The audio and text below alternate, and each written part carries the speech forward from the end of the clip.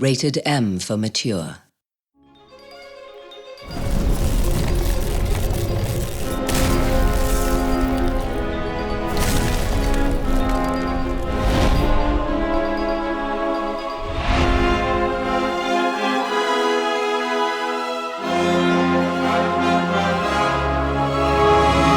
So with Reckoning, what I wanted to do was really bring the hardcore action moment-to-moment button presses and choices that players have with an action game or a fighting game into the RPG stance. So you're not looking so much at DPS and like math over time, you're looking at which attacks I'm using over time and how to defend it properly and where I am in relation to each enemy. That's the thing when you play RPGs. You do the RPG elements, but you're like, oh man, I gotta go fight this in this dungeon. This is gonna be boring. You got the like slow, and that's my combat. You're not looking forward to fighting, but you're looking forward to the story because it's so interesting. We really wanted to bring the RPG gamer a little bit more to the action side. If we had cool hardcore stuff for the hardcore action gamer to like get into and understand, that's cool, but we really wanted to be bringing all that fun to the RPG gamers.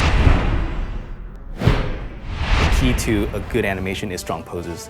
I feel like if you look at our combat, and hopefully when you freeze a frame, if you did, that you have a strong pose there. And like it's dynamic and you can tell exactly where the swing is coming from, how heavy the weapon is, and basically how powerful the player really is. Wanted to be like badass, strong, raw power, no soft type of thing, no whimsical thing, just all just hitting hard, mess you up, clear the room type of action. We tailored our poses and our animation to the control. Like we really try to push that as far as we possibly can. Everything about every button press is that there's pregnant action to it.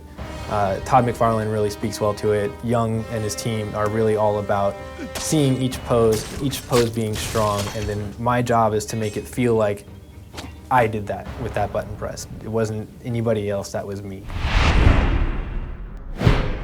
So there's only one way to do an action RPG in the style that we're doing, and that's to sit the animators and designers side by side. That was like the key of making all of this possible. Designers have their own mind of how things need to be for damage and hit reacts and timing, and animators have their own mind for how to make it look good and how to make it look like it has proper weight. It's a lot of back and forth. Sometimes, we're like, all right, it's not gonna look the best, but it's gonna feel good. And designers like, okay, fine. You can have more frames, it's gonna be a little slower probably, but it's gonna look good. You see it in game, all the fluidity of the player's moves and the NPCs and how the enemies work with the player and everything, to the sync actions, to the stealth kills, to the phase shift kills, how everything transitions so smoothly. It's a direct result of us sitting together and implementing all this stuff together.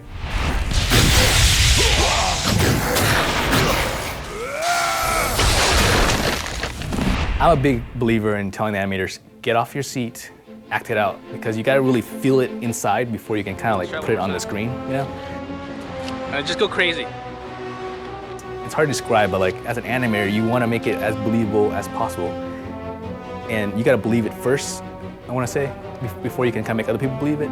Like get into the essence of just grabbing on your strength from your inner strength, I should say, and just doing what you feel. No like training involved, just Hail Mary with these weapons and see what you can come up with. We want to make it believable, but at the same time, we want to make it awesome. Where like you're like, wow, I know that's impossible, but I want to do that.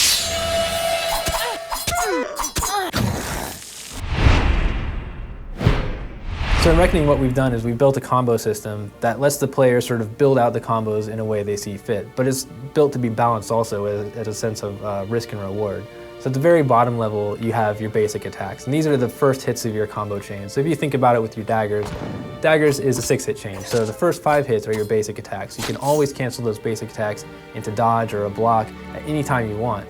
You can also cancel up to the higher level to the magic attacks. The next level is your special attacks. These are the last hits of a chain, or maybe unlocked special, like you might have a attack out of dodge or attack out of block. What these are going to do, they're going to apply status effects. They're going to do a lot more damage, but you're not able to cancel into defense like with the block or dodge out of them. But you can always cancel up 1 level into your magic abilities. From your magic abilities, you really committed to that move. So once you're using magic, you've paid a mana cost, but you're committed to that move. If you're going to get hit afterward, you might get hit. And it's going to take a while before you can block, cancel, or dodge cancel, or even attack again out of it. So what we've done is built that system where you start with the low and you can kind of always move up the chain. And now you can start working in things like launching attacks, and then you can start building combos out of it.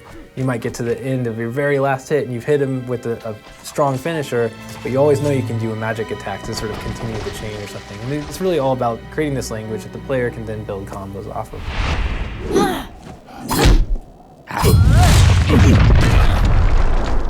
When a new player comes to our game, I really do want them to see that it's an RPG. It's got all these action elements, and we've given them all these choices to sort of shape the way that they play their character and equip their character's gear and the abilities that they use.